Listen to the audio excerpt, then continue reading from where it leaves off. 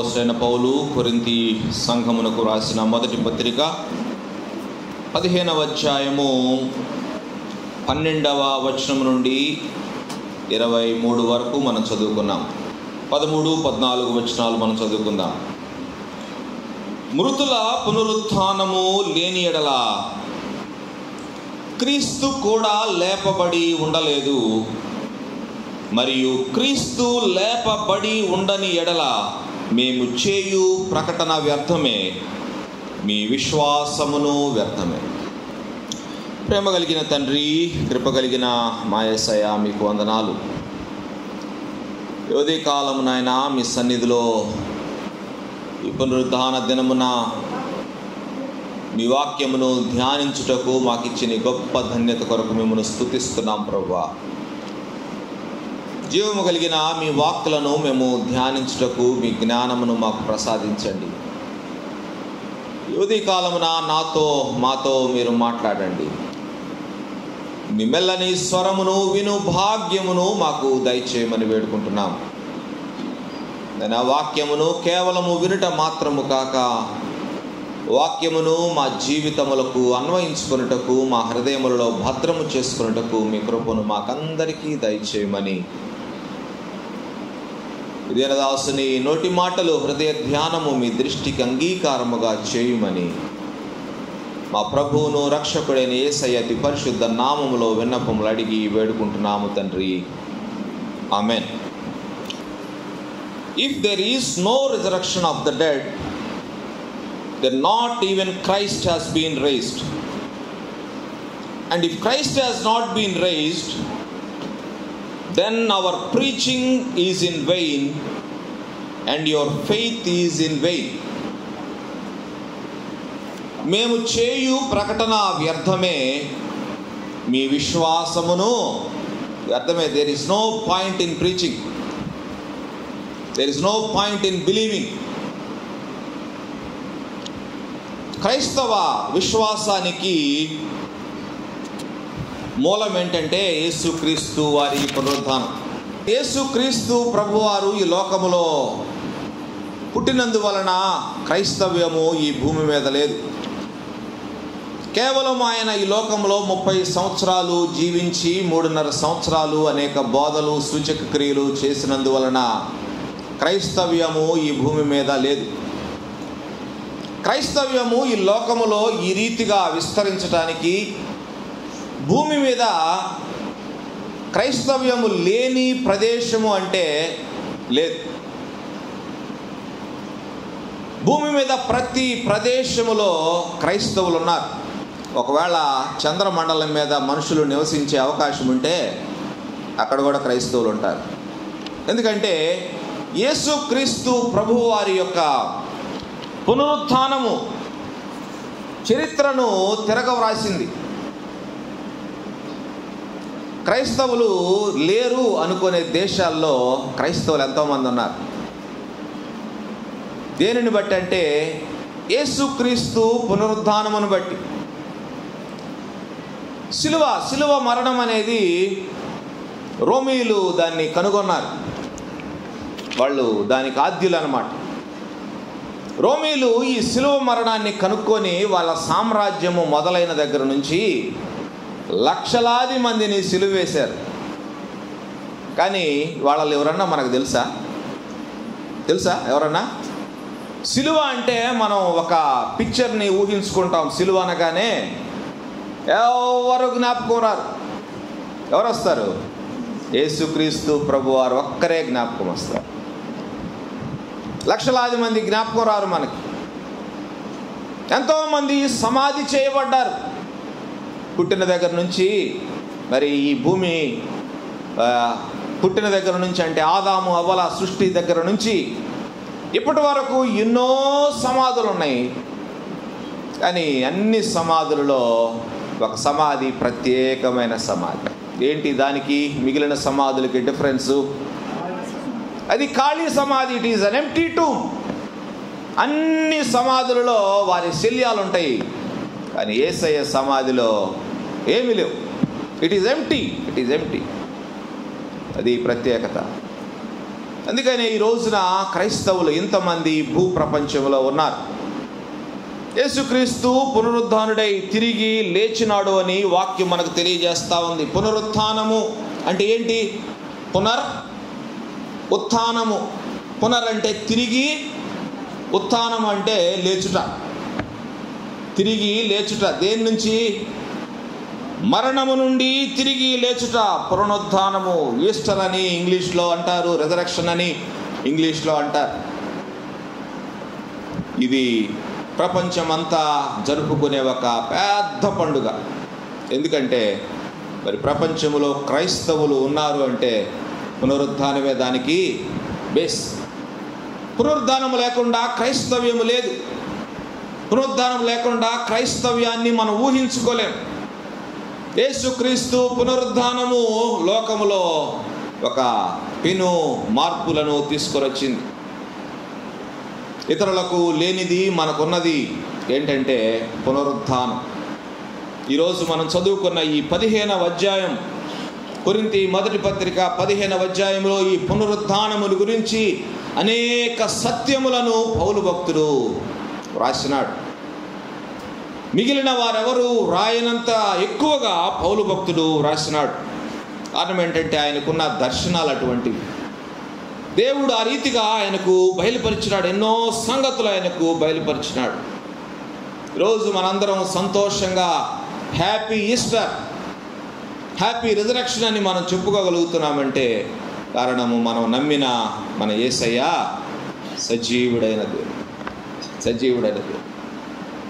ఒక వ్యక్తి క్రైస్తవుడిగా మారటానికి, లేకపోతే మారు మనస్సు అనుభవంలోనికి రావటానికి పౌలు భక్తుడు చెప్పాడు. ఏంటి? ఒక వ్యక్తి రక్షణ పొందాలంటే ఏం చేయాలంటాడు? రోమా పత్రిక 10వ అధ్యాయము 9వ వచనము. యేసు కామా పెట్టుకోవాలి అక్కడ. యేసు ప్రభువు అని నీ నోటితో ఒప్పుకొని దేవుడు ఆయనను మృతులలో నుండి లేపెను అని నీ హృదయమందు విశ్వసించిన ఎడల నీవు రక్షించబడతావు. దేవుడు ఆయనను మృతుల్లో నుండి లేపెను అంటే హీ ఈజ్ అలైవ్, ఆయన సజీవుడు అని మనం నమ్మాలంట, మన హృదయములో విశ్వసించాలంట. అప్పుడు మనం రక్షించబడతామంటున్నాడు. చూడండి, ఈరోజు పౌలు భక్తులు రాసిన మాటలలో యేసుక్రీస్తు ప్రభువారు మరి ఎవరెవరికి ఆయన కనపడ్డారో క్లుప్తంగా కొన్ని సంగతులు రాసినాడు. 15వ అధ్యాయము 4వ వచనము నుండి చూడండి. లేఖనముల ప్రకారము 3వ దినమున లేపబడెను. ఆయన కేఫాకును తరువాత 12 కనపడెను. అటు పిమ్మట 500కు ఎక్కువైన సహోదరులకు ఒక్క సమయమందే కనపడెను. వీరిలో అనేకులు ఇప్పటి వరకు నిలిచి ఉన్నారు, కొందరు నిద్రించిరి. తరువాత ఆయన యాకోబుకును అటు తరువాత అపోస్తలులకు అందరికీ కనపడెను. అందరికీ కడపట ఆ కాలమందు పుట్టినట్టున్న నాకును కనపడెను. ఎలయనగా నేను అపోస్తలులందరిలో తక్కువ వాడను అని పౌలు భక్తుడు రాస్తున్నాడు. చూడండి, ఒక పెద్ద లిస్టు పౌలు భక్తుడు తయారు చేశాడు. ఇక్కడ ఎవరెవరికి ఆయన కనపడ్డారనే సంగతులు ఇక్కడ రాష్ట్రం. మొత్తానికి యేసుక్రీస్తు ప్రభువారు చనిపోయారు. ఇప్పుడు చదివాము, మనం ఇక్కడే చదివాము. యేసుక్రీస్తు ప్రభువారు చనిపోయారు. ఆ తర్వాత తిరిగి లేచినారు అని అంటాడు. 3వ వచనం నుండి మనము చదివినప్పుడు, లేఖనముల ప్రకారము క్రీస్తు మన పాపముల నిమిత్తము మృతి పొందెను, సమాధి చేయబడెను, లేఖనముల ప్రకారము 3వ దినమున లేపబడెను.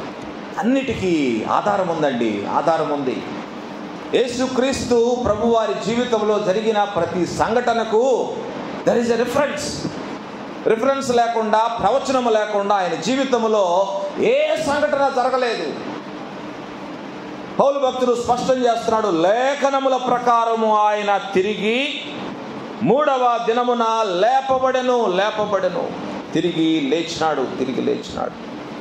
కాబట్టి ఈ 4 సువార్తలు మనము క్రోడీకరించి మనం చదువుకుంటే, యేసుక్రీస్తు ప్రభువారు పునరుద్ధానుడైన తర్వాత దాదాపు 12 సార్లు ఇతరత్ర వ్యక్తులకు రకరకాల సందర్భాలలో వారికి తనను తాను ప్రత్యక్షపరుచుకున్నట్లుగా మనకి కనపడుతుంది. మనకి తెలియకుండా ఇంకా ఎన్నిసార్లు ఆయన తనను తాను ప్రత్యక్షపరుచుకున్నారో మనకు తెలియదు. దాదాపు పునరుద్ధానుడైన తర్వాత 40 దినములు ఆయన వారి మధ్య ఉన్నాడు. అని యేసుక్రీస్తు ప్రభువారి యొక్క ఖాళీ సమాధే అట్లాగే ఉండి అక్కడ చూసిన వారికి ఏ బేస్ లేకపోతే యేసుక్రీస్తు ప్రభువారు అక్కడ నుంచి ఆ సమాధి దగ్గర నుంచి మరి ఏ సందర్భంలోనూ మరెక్కడ కనపడి ఉండకపోతే ఈరోజు క్రైస్తవ్యానికి ఎటువంటి బేస్ లేదు కదా.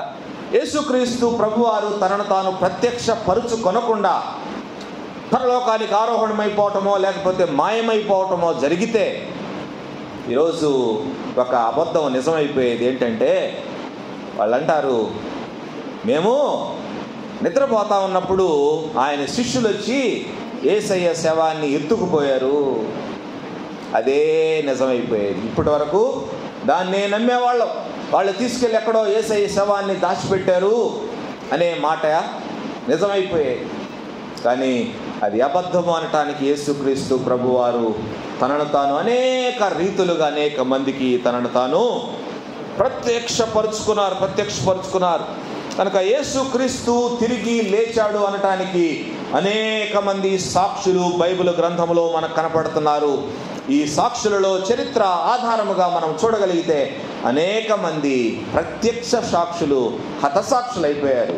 దేవుడు క్రీస్తును లేపెనని ఆయనను గూర్చి మేము సాక్ష్యము చెప్పి ఉన్నాము కదా. మృతులు లేపబడని ఎడల దేవుడు ఆయనను లేపలేదు కనుక మేమును దేవుని విషయమై అబద్ధ సాక్షులుగా ఆగపడుచున్నాము. We are false witnesses. యేసయ్యను మేము చూసి ఉండకపోతే మేము చెప్పే ఈ సాక్ష్యము అబద్ధ సాక్ష్యం. మేమందరం అబద్ధికులము. ఇప్పటిదాకా మిమ్మలను మా అబద్ధాలతో మోసము చేస్తున్నాం. చూడండి, ఇంకా తర్వాత అంటున్నాడు, ఇప్పుడైతే నిద్రించిన వారిలో ప్రథమ ఫలముగా క్రీస్తు మృతులలో నుండి లేపబడి ఉన్నాడు. మనుష్యుని ద్వారా మరణము వచ్చెను కనుక మనుష్యుని ద్వారానే మృతుల పునరుత్థానమును కలిగెను. ఆదామునందు అందరూ ఎలాగూ మృతి పొందుచున్నారో అలాగునే క్రీస్తునందు అందరూ బ్రతికింపబడు. అందరంటే క్రీస్తునందు విశ్వాసముంచిన వారందరూ. క్రీస్తునందు విశ్వాసముంచిన వారు మాత్రమే. క్రీస్తు పునరుద్ధానుడైన క్రీస్తునందు ఎవరైతే విశ్వాసం ఉంచుతారో వారు మాత్రమే ఆయన పునరుద్ధానములో మరలా తిరిగి లేపబడతారు. అదే వాక్యం ఇక్కడ స్పష్టము చేయబడతా ఉంది. ఆదామునందు అందరూ ఎలాగ మృతి పొందుతున్నారో అలాగనే క్రీస్తునందు అందరూ ఆయన విశ్వాసం ఉంచిన వారందరూ బ్రతికించబడతారు. This is our hope. ఇదే క్రైస్తవ నిరీక్షణ. ఈ లోకంలో క్రీస్తునందు విశ్వాసం ఉంచని వారికి క్రీస్తునందు విశ్వాసం ఉంచిన వారికి వ్యత్యాసం ఇదే. వారికి ఆ నిరీక్షణ లేదు, మనకు ఆ నిరీక్షణ. మనందరము తిరిగి లేపబడతాం. మనందరికీ పునరుద్ధానం ఉంది. మనందరము ప్రభువునందు విశ్వాసం ఉంచిన వారమైతే ప్రభువు యొక్క రెండవ రాకడలో మనందరము తిరిగి లేపబడతాం. ప్రభు రాకడకు ముందు మనం చనిపోతే, ఒకవేళ ఆయన వచ్చినప్పుడు మనం బ్రతికుంటే ఆయనతో కూడా ఆకాశ మండలానికి మేఘముల మీద మనం మధ్య ఆకాశంలో ఎదుర్కోవటానికి కొనిపోబడతాం. This is our hope. ఇది మన నిరీక్షణ. కాబట్టి పునరుద్ధానుడైన యేసుక్రీస్తు మరి ఈ లోకములో ఆయన అనేక మందికి తనను తాను ప్రత్యక్షపరుచుకున్నాడు కదా. ప్రత్యక్షపరుచుకున్నప్పుడు మరి వారి యొక్క రెస్పాన్స్ ఎట్లా ఉంది? How they responded. మత్తయి సువార్త 28వ అధ్యాయము 17వ వచనం మొదటి సందర్భం. యేసుక్రీస్తు ప్రభువారు పునరుద్ధానుడైన తరువాత తనను తాను తన శిష్యులందరికీ ప్రత్యక్షపరుచుకుంటా ఉన్నారు. శిష్యులందరూ కనపడతా ఉన్నారు. ఎందుకంటే శిష్యులందరూ వణికిపోతున్నారు, భయపడుతున్నారు. యేసయ్యను సిలువ వేసిన తర్వాత అందరూ పారిపోయినారు. ఎక్కడెక్కడో దాక్కున్నారు. మరి వారందరూ దాక్కున్నప్పుడు గలిలయ ప్రాంతంలో వారు ఒక కొండ మీద ఉన్నారంట. మత్తయి సువార్త 28:17 చూడండి. వారు ఆయనను చూచి ఆయనకు మ్రొక్కిరి, కానీ కొందరు సందేహించిరి. చూడండి, రెండు గుంపులు ఈ శిష్యులలో మనకు కనపడతా ఉన్నారు. వారు అంటే ఎవరు? యేసుక్రీస్తు శిష్యులు. యేసు 11 మంది శిష్యులు యేసు నిర్ణయించిన గలిలయ రాష్ట్రంలో ఒక కొండ దగ్గరకు వెళ్ళారంట. వారందరూ ఆయన చూశారు, ఆయనకు మొక్కారంటే దే వర్షిప్డ్ హిమ్. వారు ఆయన్ని మొక్కారు. తర్వాత ఇవన్నీ మంచి పనులే, కానీ చివరి మాట వ్రాయబడ్డది ఏమని? కొందరు సందేహించిరి. Some people, some disciples doubted. కొందరు సందేహించారు. ఇప్పుడు 2 గ్రూప్స్గా వీళ్ళని మనం చేస్తే, యేసుక్రీస్తును ఆరాధించిన వారు, ఆయనను గుర్తించిన వారు, ఆయనను ఆరాధించిన వారు ఒక గుంపు. రెండవ గుంపు సందేహించిన గుంపు. 2 గుంపులుగా వీరు చేయబడుతున్నారు. ఈరోజు క్రైస్తవులు కూడా ఈ 2 గుంపులలో ఉంటా ఉన్నారు. చాలా మంది 2 గుంపులలో ఉంటున్నారు. మొదటి గుంపు కంటే రెండవ గుంపులో ఎక్కువగా ఉంటా ఉన్నారు. యేసుక్రీస్తును నిజముగా గుర్తించి, నిజముగా అంగీకరించి ఆయనను ఆరాధించేవారు బహు కొద్ది మంది. ఆయనను సందేహించేవారు ఎక్కువ మంది దినమున కనపడతా ఉన్నారు. పేరుకు క్రైస్తవులు ఆరాధనకు వస్తూ ఉంటారు, పోతా ఉంటారు. కొన్నిసార్లు ఎమోషనల్గా, కొన్నిసార్లు మరి వారు రెస్పాండ్ అవుతూ ఉంటారు. చర్చికి వస్తారు, ఆదివారము ఎమోషనల్గా రెస్పాండ్ అవుతారు. ఆదివారం వారు నమ్మే గుంపులో ఉంటారు. సోమవారం నుంచి శనివారం దాకా మళ్ళీ సందేహించే గుంపులో ఉంటారు. చాలా విచిత్రమైన సంగతి ఇది. ఇప్పుడున్న నమ్మకము, ఇప్పుడున్న విశ్వాసము సోమవారం నుంచి ఏమైపోతుంది? చాలా మందిని మనం గమనిస్తూ ఉంటాము. ఆదివారం వచ్చేటప్పుడు ఒక ప్రత్యేకమైన విధానంలో, రీతిలో వస్తూ ఉంటారు. సోమవారం నుంచి ఇంకొక రీతిగా కనపడతా ఉంటారు. బయట మనం ఎక్కడన్నా చూసామంటే కొన్నిసార్లు గుర్తు కూడా పట్టం. ఇటువంటి పరిస్థితులు ఈరోజు క్రైస్తవ సమాజంలో మనం చూస్తూ ఉన్నాం. ఇక్కడ సందేహించిన వారు ఎవరు వాళ్ళు? యేసయ్య శిష్యులే కదా. అంతకాలము 3.5 సంవత్సరాలు ఆయనతో ఉన్నవారు, ఆయనతో తిన్నవారు. మరి వాళ్ళు సందేహించటం ఏంటి? వాళ్ళు అనుమానపడటం ఏంటి యేసయ్యని గురించి? యేసయ్య వారికి 3.5 సంవత్సరాలు వారికి బోధించినాడు కదా. 3.5 సంవత్సరాల కాలములో అనేక సార్లు వారికి చెప్పాడు కదా, నన్ను సిలువ వేస్తారు, నన్ను చంపేస్తారు, నేను మరలా 3వ దినమున తిరిగి లేస్తాను అనే సంగతి వారికి ఎన్నోసార్లు బోధించినాడు కదా. శిష్యులు సందేహించడం ఏంటి? దేవుడు వాళ్ళకు అప్పగించిన పని సామాన్యమైన పని కాదు కదా. భూతి గంతములకు వెళ్ళి వారు సువార్త ప్రకటించాలా, సర్వ సృష్టికి సువార్త ప్రకటించాలా, అందరినీ నా శిష్యులుగా చేయమని దేవుడు వారికి ఆజ్ఞాపించాడు. అంత గొప్ప బాధ్యతలు, పనులు వారికి అప్పగిస్తే మరి వారిలో సందేహించారని వ్రాయబడింది. అంత మరి విచిత్రమైన సంగతి. కాబట్టి మనం సందేహించే క్రైస్తవులముగా ఉండకూడదు. మనం దేన్నైతే నమ్ముతున్నామో అది సత్యము. చరిత్ర దాన్ని స్పష్టము చేస్తూ ఉంది. మనము నమ్మిన దేవుడు సజీవుడైన దేవుడు. మనము నమ్మిన దేవుడు పునరుద్ధానుడై తిరిగి లేచిన దేవుడు. ఆయన సమాధిలో ఎంత మాత్రము లేడు. ఆయన ఒకవేళ సమాధిలోనే ఉన్నట్లయితే మీ విశ్వాసము వ్యర్థము. Your faith is in vein.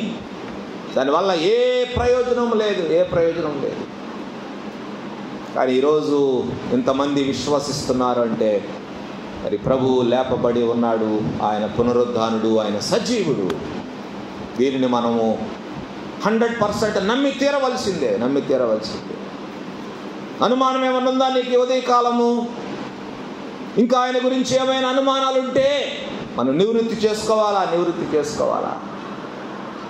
సందేహించే గుంపులో ఉంటే సందేహించే వారికి ఏమేమి నష్టాలు ఉంటాయో తర్వాత మనం చూద్దాం. తర్వాత ఇంకొక గుంపుని దేవుడు దర్శించినాడు. చూడండి, మార్కు సువార్త 16వ అధ్యాయము 8వ వచనము. మార్కు సువార్త 16వ అధ్యాయము 8వ వచనము. వారు అంటే ఎవరెవరు వాళ్ళు? కొంతమంది స్త్రీలను గురించి రాసినాడు ఇక్కడ భక్తుడు మార్కులో. లూకా సువార్తలు అయితే ఇంకా ఎక్కువ మంది స్త్రీల గురించి రాసినాడు. లూకా మరి స్త్రీలు మరి 3 4 మనకు తెలియదు, 10 మంది ఉన్నారు, 20 మంది ఉన్నారో మనకు తెలియదు, కానీ that is a group of women కదా, ఒక గుంపు ఉన్నారు. వారు బయటికి వచ్చి, ఎక్కడి నుంచి బయటికి వచ్చారు? ఎక్కడి నుంచి? సమాధిలో నుండి. దేవదూత ఆహ్వానించాడు లోపలికి, వచ్చి చూడండి అని ఆహ్వానించినప్పుడు వాళ్ళు లోపలికి వెళ్ళారు. సమాధి లోపలికి వెళ్ళి వారు బయటికి వచ్చి విస్మయము నొంది వణకుచు సమాధి యొద్ద నుండి పారిపోయిరి. వారు భయపడినందున ఎవరితో ఏమీ చెప్పలేదు. They were silent. ఇక్కడ కూడా మనం ఏం చూస్తున్నామంటే, మొదట ఎవరైతే మరి మొదటి గుంపులో శిష్యులు యేసుక్రీస్తును సందేహించిన వారిలో ఉన్నారో, అట్లాగే ఇక్కడ కూడా వీరు కూడా యేసును వెంబడించిన వారే. మగ్దలేనే మరియా, యాకోబు తల్లి అయిన మరియా, సలోమే, ఇంకా ఇతరత్ర స్త్రీలు ఉన్నారు. వాళ్ళందరూ ప్రభుతో ఏదో ఒక రీతిగా సంబంధం కలిగి ఉన్నవారే, ఏదో ఒక రీతిగా ప్రభు యొక్క శక్తిని చూసిన వారే, ఏదో ఒక రీతిగా ప్రభు యొక్క బోధనను విన్నవారే. వారికి కూడా తెలుసు ప్రభు చెప్పిన మాటలు, నేను మరలా తిరిగి లేస్తాను అనే చెప్పిన సంగతులు వారికి కూడా తెలుసు.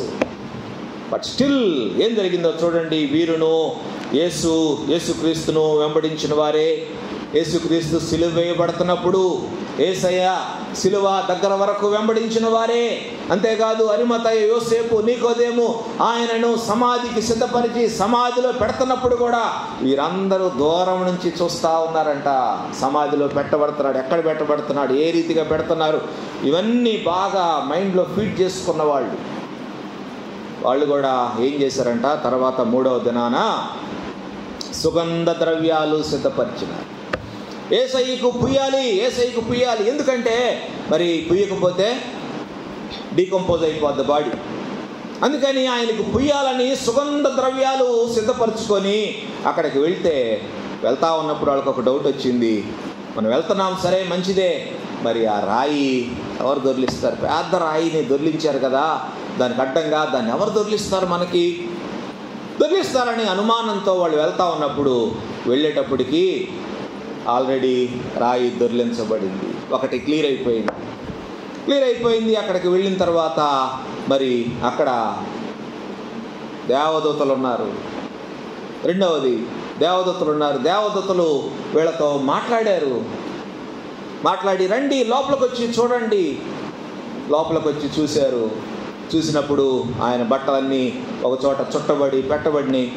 అది కూడా చూశారు. మళ్ళీ దేవదూతలు చెప్తున్నారు, మీరు వెళ్ళి చెప్పండి, గలిలయకి వెళ్ళి మీరు ఆయన శిష్యులందరికీ సంగతులు చెప్పండి అంటే వాళ్ళు ఏమి చేస్తున్నారంటే చూడండి, పై విషయాలన్నీ వాళ్ళకి కళ్ళ ఎదురుగా జరిగినా కానీ వారు బయటికి వెళ్ళిన తర్వాత వారు ఎవరితో ఏమీ చెప్పలేదు. ఎందుకు అంటే వారికి భయము కలిగింది. వాళ్ళు వెతుకుతున్నది ఏంటంటే, అక్కడ యేసయ్య శవాన్ని వెతుకుతున్నారు. వాళ్ళు వెళ్ళిందే ఆ పిక్చర్ తోటి వెళ్ళారు లోపలికి. యేసయ్య శరీరాన్ని చూడాలి, ఎట్లా చుట్టబడింది, ఎట్లా ఉంది, దానికి ఎట్లా ఈ సుగంధ ద్రవ్యాలు పుయ్యాలనే పిక్చర్ వాళ్ళ మైండ్లో ఫీడ్ అయింది. కానీ తిరిగి లేచే యేసయ్య వాళ్ళ మైండ్లో ఫీడ్ అవ్వాల. అందుకనే వాళ్ళు ఆ పిక్చర్ని ఊహించుకోలేకపోయి ఏదో జరిగిపోయిందని భయంతోటి బయటికి పారిపోయారు. భయం ఏం చేసిందంటే వాళ్ళ నోరును మూసివేసింది. భయము వాళ్ళని పారిపోయేలా చేసింది. పారిపోయారంట. భయముతోటి వాళ్ళు వణికిపోయారు. కాబట్టి దీన్ని బట్టి, భయాన్ని బట్టి, ఆందోళనను బట్టి వాళ్ళు ఎవరికి ఏమీ చెప్పలేదు. కానీ యేసుక్రీస్తు ప్రభువారు మగ్దలేనే మరియకు కనపడి ఆమెతో మాట్లాడారు. వ్యక్తిగతంగా ఆమె అనుమానాలు, ఆమె భయమును తొలగించడానికి యేసుక్రీస్తు ప్రభువారు ఆయన్ను దర్శించి ఆమెతో మాట్లాడిన సందర్భాలు మనం చూస్తాం. కాబట్టి ఇది 2వ గుంపు. చూశారు కానీ వారు ఏమీ చెప్పలేదు. ఈరోజు క్రైస్తవుల పడంతే, ప్రభు ప్రేమను రుచి చూస్తున్నారు కానీ ఎవరితో ఏమీ చెప్పటం వల్ల మౌనముగా ఉంటున్నారు. బయట చర్చిలో క్రైస్తవులుగా మరి బాగా మాట్లాడేవారు బయటికి వెళ్ళిన తర్వాత ఎందుకు మౌనం అయిపోతారు? భయం భయం భయం. బయట నేను క్రైస్తవుడని తెలిస్తే ఏమన్నా అవుద్దేమో, నేను క్రైస్తవుడని చెప్తే నన్ను ఏమన్నా నీచంగా చూస్తారేమో, తక్కువగా చూస్తారేమో, నన్ను వెలివేస్తారేమో వాళ్ళ గుంపులో నుంచి. భయం. ఇటువంటి భయాలను బట్టి చాలామంది తమ ఐడెంటిటీని ఇతరులకు రివీల్ చేయలేకపోతా ఉన్నారు. అందుకనే వాళ్ళలో కలిసిపోవటానికి వాళ్ళలాగా తయారై వెళ్తున్నారు. దేవుని ప్రేమను రుచి చూస్తున్నారు, దేవుని శక్తిని తెలుసుకుంటున్నారు, దేవుని గురించి ఎన్నో సంగతులు ప్రతిరోజు తెలుసుకుంటున్నారు. అయినా కానీ మౌనముగా ఉంటా ఉన్నారు బయట. ఇంకా 3వ గుంపు వద్దకు మనం వెళ్దాము. మార్కు సువార్త 16వ అధ్యాయము 11వ వచనము.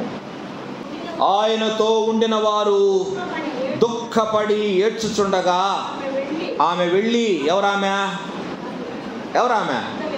మగ్దలేనే మరియ.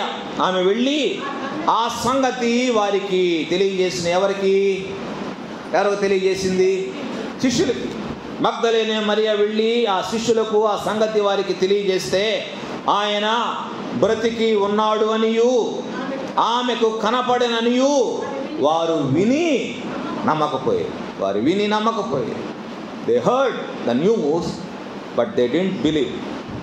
వారు విన్నారు కానీ నమ్మలేదు. ఇది మేడగదిలో జరుగుతున్న సంఘటన.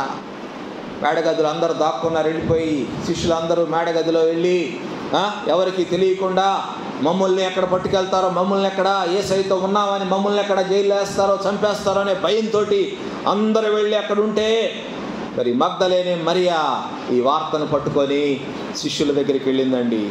వాళ్ళందరూ యేసయ్య కోసం అక్కడ దుఃఖపడతా ఉన్నారంట, యేసయ్య కోసం ఏడుస్తూ ఉన్నారంట. యేసయ్య ఇంతకాలం మనతో ఉన్నాడు, యేసయ్యని ఈ విధంగా శిక్ష వేసి చంపేశారు కదా. యేసయ్య గురించి వారందరూ దుఃఖపడతా ఉంటే మగ్దలేనే మరియా వాళ్ళ మధ్యకు వెళ్ళింది. వాళ్ళకి ఏం చెప్పింది? యేసయ్య బ్రతికాడు, యేసయ్య తిరిగి లేచాడు, యేసయ్యని నేను చూశాను అని సాక్ష్యం ఇచ్చిందండి. నేను యేసయ్యను చూశానని సాక్ష్యం ఇచ్చింది. కానీ ఇవన్నీ వారు విన్న తర్వాత వారు నమ్మలేదని రాశాడు. ఎంత విచారకరమైన విషయం. యేసయ్య ఈ లోకంలో బ్రతికున్నప్పుడు ఎన్నో సందర్భాలలో వారితో చెప్పినారు, ఏ విధంగా నేను సిలువ వేయబడతాను, నేను మరలా తిరిగి లేస్తాను, మరణించినా నేను తిరిగి లేస్తానని వారికి చెప్పిన సంగతిని వారు పూర్తిగా మర్చిపోయినారు. మార్కు సువార్త 9వ అధ్యాయము 31, 32 వచనాలు గమనించండి. ఎలయనగా ఆయన తన శిష్యులకు బోధించుచు మనుష్య కుమారుడు మనుషుల చేతికి అప్పగింపబడుచున్నాడు, వారు ఆయనను చంపెదరు, చంపబడిన 3 దినములకు ఆయన లేచునని వారితో చెప్పింది. ఎంత స్పష్టంగా చెప్పాడండి, ఎంత స్పష్టంగా చెప్పాడు యేసయ్య. ఎంతకంటే క్లారిటీ ఏం కావాలి? ఇంత స్పష్టముగా వారికి బోధిస్తే మరి వారు అపనమ్మకంతోనే కొనసాగుతూ ఉన్నారు. ఈ మాటలు వారు నమ్మలేదు.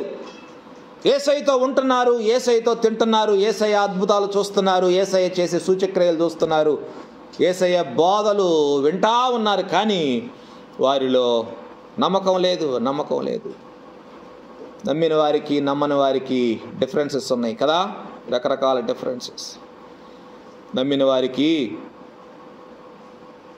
వారికి ఆశీర్వాదాలు ఉంటాయి, నమ్మని వారికి శాపాలు, శిక్ష ఉంటాయి. మార్కు సువార్త 16వ అధ్యాయం 14వ వచనం. పిమ్మట 11 మంది శిష్యులు భోజనమునకు కూర్చుండునప్పుడు ఆయన వారికి ప్రత్యక్షమై తాను లేచిన తరువాత తనను చూచిన వారి మాట నమ్మనందున వారి అపనమ్మకము నిమిత్తము, హృదయ కాఠిన్యము నిమిత్తము వారిని గద్దించెను. యేసయ్య వారిని గద్దిస్తూ ఉన్నాడు. నేను ఇంతకాలము మీకు బోధించింది ఏమైపోయింది? ఇంతకాలము మీలో విశ్వాసము రాలేదా? ఇంతకాలము మీలో నమ్మిక రాలేదా? ఇంతకాలము నేను చెప్పిన సంగతులన్నీ ఎక్కడ పెట్టారు మీరు? ఈరోజు దేవుని సన్నిధికి వచ్చే క్రైస్తవులు కూడా ఇట్లానే ఉన్నారండి.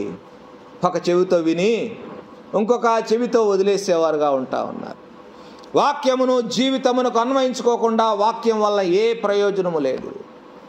మీరు కూడా యేసయ్యతో ఉంటున్నారు కానీ నమ్మిక లేక ఉన్నారంట. నమ్మిక లేక ఉన్నారు. సందేహించినందుకు యేసయ్య వారిని గద్దిస్తూ ఉన్నారు.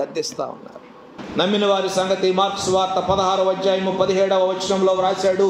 నమ్మిన వారి ద్వారా అనేక సూచక క్రియలు జరుగుతాయంట. ఏమనగా నా నామమున దయ్యములను వెళ్ళగొట్టుదురు, క్రొత్త భాషలు మాట్లాడుదురు, పాములను ఎత్తి పట్టుకొందురు, మరణకరమైనది ఏది త్రాగినను అది వారికి హాని చేయదు. రోగుల మీద చేతులుంచినప్పుడు వారు స్వస్థత నొందుదురు అని వారితో చెప్పెను. యేసుక్రీస్తు ప్రభువారు తన శిష్యులతో చెప్తున్న మాటలు ఇవన్నీ. నమ్మిన వారి ద్వారా సూచక క్రియలు జరుగుతాయంట. సూచక క్రియలు. అంతేకాదు నమ్మిన వారు ఏ రీతిగాను నాశనము కారు అంటున్నాడు. నమ్మిన వారు దేనికి భయపడరు అంటున్నాడు. ఇంకా యోహాను సువార్త 20వ అధ్యాయం 29వ వచనంలో తోమాతోటి దేవుడు యేసయ్య మాట్లాడుతూ ఉన్నారు. చూడండి, తోమాతో మాట్లాడతారు. యోహాను సువార్త 20వ అధ్యాయం 29వ వచనం. యేసు, నీవు నన్ను చూచి నమ్మితివి, చూడక నమ్మిన వారు ధన్యులు. నమ్మిన వారు ధన్యులు, చూడక నమ్మిన వారు ధన్యులు. మనందరం చూడక నమ్మిన వారమే కదా.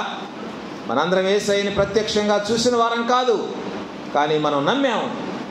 We are blessed people. యోహాను 11:40 ఏముంది? మార్తతోటి మాట్లాడుతూ ఉన్నారు. యేసయ్య లాజరు సమాధి వద్ద నీవు నమ్మిన ఎడల దేవుని మహిమను చూస్తావని యేసుక్రీస్తు ఆమెతో అంటా ఉన్నాడు. ప్రభువా వద్దు, లాజరు సమాధి ఇప్పుడు తెరవద్దు, 4 దినాలు అయిపోయింది, కంపు కొట్టుద్దు ప్రభువా. మార్తతో యేసయ్య అంటున్నారు, నీవు నమ్మిన ఎడల దేవుని మహిమను చూస్తావు.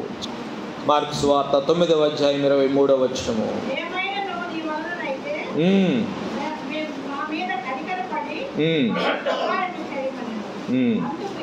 యేసు ఏమంటున్నారు చూడండి, నమ్ముట నీ వలనైతే నమ్మువానికి సమస్తమును సాధ్యం. లూకాసు వార్త 24వ అధ్యాయం 25వ వచనము. ఎమ్మాయు మార్గములో యేసయ్య నడిచి వెళ్తా ఉన్నారు. 2 వ్యక్తులు తారసపడ్డారు. వారితో కలిసిపోయాడు యేసయ్య. వారితో కలిసి ప్రయాణిస్తూ ఉన్నప్పుడు ఏమంటున్నారు యేసయ్య? అందుకు ఆయన, అవివేకులారా, ప్రవక్తలు చెప్పిన మాటలన్నిటినీ నమ్మని మందమతులారా. చూడండి, అమ్మాయి మార్గంలో ఆయన మరి వారితో మాట్లాడుతూ ఉన్నారు. వారు చదివారంట కానీ గ్రహించల. అందుకనే యేసుక్రీస్తు అన్నాడు, అవివేకులారా అంటున్నాడు వాళ్ళని. మీరు ప్రవక్తలు చెప్పిన మాటలన్నిటినీ విన్నారు, మరి మీరు మందమతులుగా మారిపోయారు. నమ్మలేదు. దేవుడు వారికి ప్రత్యక్షమయ్యాడు, వారితో నడుస్తూ ఉన్నాడు, వారితో మాట్లాడుతూ ఉన్నాడు. అయినా వారు ఆయనను గుర్తించలేదు. అంతేకాదు, వారు ప్రవక్తల గ్రంథాలు చదివారంట, మోషే ధర్మశాస్త్రం చదివారంట, కీర్తనలు చదివారంట, కానీ ఏం లాభం? They did not recognise what was there. ఏముందో అందులో వారు గ్రహించలేకపోయారు. ఈరోజు కూడా చాలామంది వాక్యాలు చదువుతున్నారు, బైబిల్ చదువుతున్నారు, తరోగా అన్ని సంగతులు చూస్తున్నారు, కానీ గ్రహించలేని స్థితిలో ఉంటా ఉన్నారు. వాక్యాన్ని అర్థము చేసుకోలేని స్థితిలో ఉంటా ఉన్నారు. వాక్యమును జీవితమునకు అన్వయించుకోలేని స్థితిలో ఉంటా ఉన్నారు. ఇప్పటివరకు 4 సందర్భాలు చూసాం. మొట్టమొదటి సందర్భము, శిష్యులు, యేసుక్రీస్తు ప్రభు వారి శిష్యులు ఆయనకు మ్రొక్కారు, కానీ కొందరు సందేహించారు. ఉదయకాలం సందేహించే గుంపులో ఉన్నావా? ఆయనను ఆరాధించే గుంపులోనే ఉన్నావా? ఇంకా నీకేదైనా అనుమానాలు ఉన్నాయా యేసుక్రీస్తు పునరుద్ధానం గురించి? ఆయన సజీవుడని నమ్మటానికి నీకేమైనా ఇంకా అనుమానాలు ఉన్నాయా? ఈ ఉదయకాలం అనుమానాలు నివృత్తి చేసుకో. రెండవ సందర్భం, మగ్దలేనే మరియా సలోమి వారందరూ చూశారు, కానీ యేసుక్రీస్తు సమాధి, ఖాళీ సమాధి చూశారు. దేవదూత చెప్పిన మాటలు విన్నారు, వాళ్ళ చేత రిమైండ్ చేయబడ్డారు, కానీ వారు ఎవరితో ఏమీ చెప్పలేదు. ఇవి కూడా యేసయ్య ప్రేమను చూస్తున్నావు, యేసయ్య గొప్ప కార్యాలు చూస్తున్నావు. మన సంఘములో దేవుడు చేస్తున్న అద్భుతాలు నువ్వు చూస్తూ ఉన్నావు. కొంతమంది జీవితాలలో మరి యేసుక్రీస్తు ప్రభువారు వాగ్దానం ఇచ్చి వారికి ఏ విధంగా నెరవేరుస్తున్నారో చూస్తూ ఉన్నావు. మరి ఎవరికైనా చెప్పగలుగుతున్నావా? ఎవరికైనా సాక్ష్యాన్ని పంచగలుగుతున్నావా? మూయబడిన గర్భములు తెరవబడుతున్నాయి. ఎన్ని సంవత్సరాలు? 10 సంవత్సరాలు, 12 సంవత్సరాలు, 15 సంవత్సరాలు చూస్తున్నావు, వింటున్నావు, కానీ ఎవరికైనా చెప్పగలుగుతున్నావా? మౌనముగా ఉంటా ఉన్నావు. నోరు తెరవాలా, క్రీస్తుకు సాక్షిగా నీవు బ్రతకాలా. అందుకే కదా ప్రభు ఈ లోకంలో ఉంచింది. బల్ల సహవాసానికి వచ్చినప్పుడల్లా మనం జ్ఞాపకం చేసుకుంటాం, నన్ను జ్ఞాపకము చేసుకొనుటకై దీన్ని చేయుడి. అంతేకాదు, మీరు ఈ రొట్టెను తిని ద్రాక్షరసం త్రాగినప్పుడల్లా నా మరణ పునరుద్ధానములను మీరు ప్రచురించుదురు. అంతవరకు నా రాకడ పర్యంతము మీరు ప్రచురించాలా, మీరు నాకు సాక్షులుగా ఉండాలా. మౌనముగా ఉంటున్నామే, నోరు పెగలటం లేదే. రుచి చూసి ఎవరికి చెప్పకపోతే దానివల్ల ఏ ప్రయోజనం ఉంటుంది? నోరు తెరవాలా. అదే బహుగా ఫలించటం అంటే అదే పర్సనల్ ఎవాంజలిజం, వ్యక్తిగత సువార్తీకరణ. నీ సాక్ష్యాన్ని పంచుకో. దేవుడు చేసిన అద్భుతాలను పంచుకో. నీ జీవితంలో దేవుడు తెచ్చిన మార్పును పంచుకో. దేవుడు మారుస్తాడు. పునరుద్ధానుడైన యేసు క్రీస్తును చూచిన శిష్యుల జీవితాలు తలకిందులైపోయినాయి. వారి గురించి రాసినాడు, భూమిని తలక్రిందులు చేసిన వారు అని రాశాడు. వారు భూమిని తలక్రిందులు చేసినారంట. ఎలా జరిగింది ఇదంటే, వారు యేసు క్రీస్తు ప్రభువుని ప్రత్యక్షముగా పునరుద్ధానము తర్వాత చూసినారు. There is power in resurrection. పునరుద్ధానములో శక్తి ఉంది. ఆ శక్తి ఏం చేసిందంటే శిష్యులందరినీ మార్చివేసింది. భూమిని తలకిందులు చేసేంతగా మార్చివేసింది. ఒకప్పుడు భయపడి పారిపోయిన శిష్యులు, ఒకప్పుడు మమ్మల్ని ఎక్కడ పట్టుకుంటారో అని ఎక్కడెక్కడో దాక్కున్న శిష్యులు, ఈ రోజున మరి భక్తుడు రాసినాడు అపోస్తుల కార్యముల గ్రంథంలో, వారు సమాజం అంతటి ఎదుట, పెద్ద మరి అఫీషియల్స్ ఎదుట, సుప్రీంకోర్టులో వారందరూ ఉన్నప్పుడు పేతురు యోహానులు నిలబడి ఉన్నారంట. పేతురు మాట్లాడుతున్నాడు. పేతురు మాట్లాడి సాక్ష్యము చెప్పిన తర్వాత అక్కడ వ్రాయబడిన మాట ఏంటో తెలుసా? వారు పేతురు యోహానుల ధైర్యమును చూసినప్పుడు వారు విద్య లేని పామరులని ఎరిగి ఆశ్చర్యపోయినారు. వాళ్ళేనా వీళ్ళేనా వాళ్ళు అని తికమక పడిపోయారు. పేతురు యోహానుల ధైర్యము చూసినప్పుడు వారికి మైండ్ బ్లాక్ అయిపోయింది. ఏంటి, ఒకప్పుడు పారిపోయిన వాళ్ళు కదా వీళ్ళు, ఎట్లా ఇంత ధైర్యం వీళ్ళకి వచ్చింది అంటే పునరుద్ధానుడైన యేసయ్యను వారు చూసినారు కాబట్టి. పౌలు భక్తుడు సౌలుగా ఉన్నప్పుడు పునరుద్ధానుడైన యేసుక్రీస్తును చూసినాడు. రాశాడు కదా, నేను కూడా ఆ దినాల్లో నాకు కూడా ఆయన దర్శనమిచ్చాడు. దమస్కు మార్గములో యేసుక్రీస్తు ప్రభువారు సౌలు కనపడి, సౌలా ఎందుకు నన్ను హింసిస్తున్నావు అన్నప్పుడు ఆయన జీవితంలో మార్పు వచ్చింది. బహు కఠినుడైన సౌలు, దోషకుడైన సౌలు, హింసకుడైన సౌలు, కనికరము లేనివాడైన సౌలు, హానికరుడైన సౌలు, ఎంతోమందిని నాశనము చేసిన సౌలు, ఎంతోమందిని శిక్షించి జైళ్ళలో వేయించిన సౌలు, స్టెఫనును చంపటానికి అనుమతించిన సౌలు పౌలుగా మారిపోయినాడు. ఎందువల్ల? పునరుద్ధానుడైన యేసయ్యను చూచినందువల్ల. యోదే కాలము మన జీవితాలను మనం పరిశీలన చేసుకున్నాం. పునరుద్ధానుడైన యేసయ్యను నువ్వు చూసావు, నీవు నమ్మావు, ఆయన మీద విశ్వాసం ఉంచావు. కానీ ఇంకా ఏదైనా సందేహం ఉందా నీ జీవితంలో? ఇంకా ఏదైనా సందేహం ఉంటే క్లారిఫై చేసుకోవాలా. పునరుద్ధరణ యేసయ్య గురించి తెలుసుకొని మౌనముగా ఉంటున్నావా? నోరు తెరిచి మాట్లాడాలా? పేతురు, యోహానులు నోరు తెరిచి మాట్లాడినప్పుడు సర్వ సభ్య సమాజము స్టన్ అయిపోయింది. నోట మాట లేదు వాళ్ళకి. నువ్వు కూడా మాట్లాడాలా. మూడవ సంగతి మగ్దలేనే మరియా మాటలు శిష్యులు విన్నారు, కానీ నమ్మలేదు. నువ్వు కూడా అదే గుంపులో ఉన్నావా? వింటున్నావు కానీ నమ్మలేని స్థితిలో దేవుడు నా జీవితంలో ఈ కార్యము చేయగలడు అని నువ్వు నమ్మలేకపోతున్నావా? వాళ్ళ జీవితాల్లో చేశాడు కదా, నీ జీవితంలో చేయలేడా? దేవునికి సమస్తము సాధ్యము. Nothing is impossible for God. దేవుడు ఏదైనా చేయగలడు నీ జీవితంలో. అనేక మంది జీవితాల్లో చేస్తున్నారు, నీ జీవితంలో కూడా చేయగలడు. అనుమానం ఉంటే నివృత్తి చేసుకో. నమ్మితే ఆశీర్వాదం, నమ్మకపోతే శిక్ష.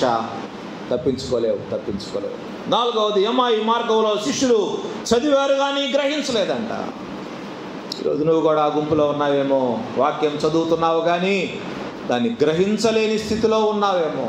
లేకపోతే అసలు వాక్యము చదవట్లేదేమో. నువ్వు వాక్యం చదవాలా, వాక్యాన్ని గ్రహించాలా.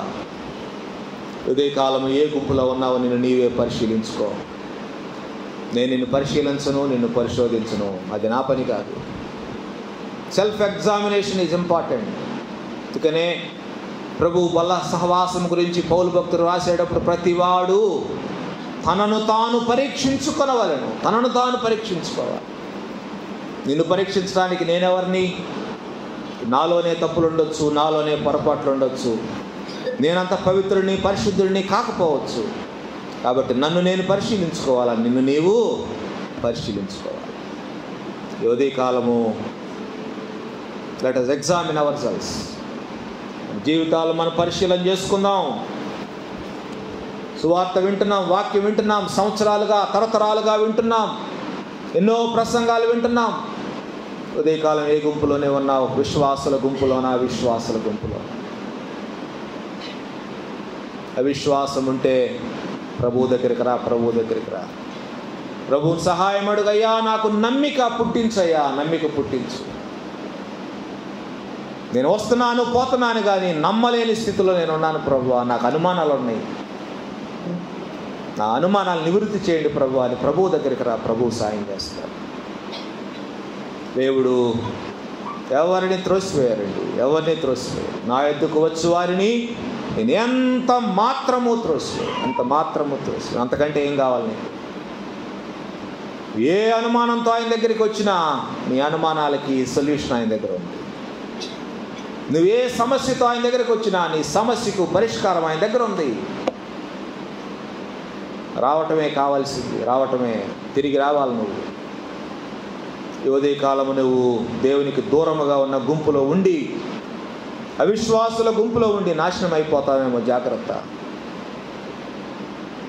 దేవుని వద్దకు రా. ఈ ఉదయకాలం పునరుద్ధరణుడైన యేసుక్రీస్తు ఈ ఉదయకాలం నిన్ను దర్శిస్తా ఉన్నారు. ఉదయకాలం నీకేవైనా సందేహాలు ఉంటే ఆయన అడుగు, నివృత్తి చేస్తారు. చూసి నమ్మిన వారి కంటే చూడక నమ్మిన వారు ధన్యులు. ధన్యుల లిస్టులో ఉంటావా? శాపగ్రస్తుల లిస్టులో ఉంటావా? Choice is yours today. ప్రార్థన చేసుకున్నాం. కృప కలిగిన తండ్రి, ప్రేమ కలిగిన యేసయ్యా, మీకు వందనాలు. నాయనా, మీరు పునరుద్ధానుడై మరణమును జయించి తిరిగి లేచినారు. ఇదే మా విశ్వాసమునకు ఆధారము.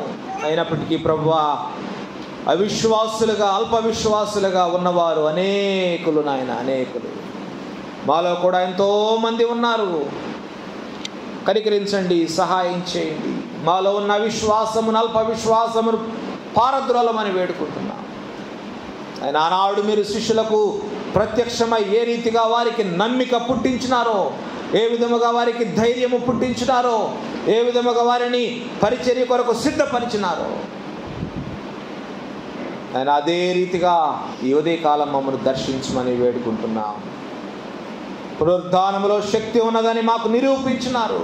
ఎందుకంటే పునరుద్ధాన శక్తిని గ్రహించిన వారు ఎంతోమంది తమ జీవితాలను మార్చుకున్నారు, నూతన సృష్టిగా మారినారు, భూమిని తలక్రిందులు చేసినారు. అయినా మేమును ఆ కోవలోకి రావటానికి మీ కృపను మాకు ప్రసాదించమని వేడుకుంటున్నాం. అయినా మాకు ఏదైనా కొదువుగా ఉంటే మిమ్మల్ని అడగమన్నారు, అడిగితే మీరు ధారాళముగా ఇస్తానన్నారు. అయినా కనికరించండి, సహాయం చేయండి. మాలో విశ్వాసమే కొదువుగా ఉంది ప్రభువా, దానిని మాకు దయచేయమని వేడుకుంటున్నాం. ఉదయ కాలం మీ పాద సన్నిధిలో మేము మొరపెడుతున్నాం, జ్ఞాపకం చేసుకోండి. అయినా మేము వింటున్నాము, చదువుతున్నాము, కానీ ఎవరికి చెప్పకుండా మౌనముగా ఉంటున్నాం ప్రభువా. సువార్త ప్రకటించకపోతే మాకు శ్రమ అని మీ వాక్యం తెలియజేస్తాం. పౌలు భక్తుడు అన్నాడు, సువార్త ప్రకటించవలసిన భారము నా మీద మోపబడి ఉన్నది, సువార్త ప్రకటించకపోయిన ఎడల నాకు శ్రమ. ఆయన గొప్ప బాధ్యత మీరు మాకు అప్పగించినారు ప్రభువా, గొప్ప పనిని మీరు మాకు అప్పగించినారు, గొప్ప ఆజ్ఞను మాకు ఇచ్చినారు. ఆయన మేము సువార్త ప్రకటించుటకు మా నోరులు తెరచి ఆయన సువార్త ప్రకటించినట్లుగా, సాక్ష్యము పంచుకున్నట్లుగాను మీ సహాయమును మాకు దయచేయమని, మాలో ఉన్న భయమును తొలగించమని, మాకు ధైర్యమును ప్రసాదించమని, మేము ఎక్కడ ఉన్నప్పటికీ అయినా మేము ధైర్యముగా మేము క్రైస్తవులమని చెప్పుకోవటానికి ఆయన మాకు సహాయం చేయమని, ఆ రీతిగా మేము నిలవబడటానికి, మీకు సాక్షులుగా ఉండటానికి, అనేకులను మీ వైపు ఆకర్షించడానికి మీరు మమ్మల్ని మీ సాధనములుగా వాడుకొనుమని మా ప్రభువును రక్షకుడైన యేసయ్య అతి పరిశుద్ధ నామములో విన్నపములు అడిగి వేడుకుంటున్నాము తండ్రి. ఆమేన్.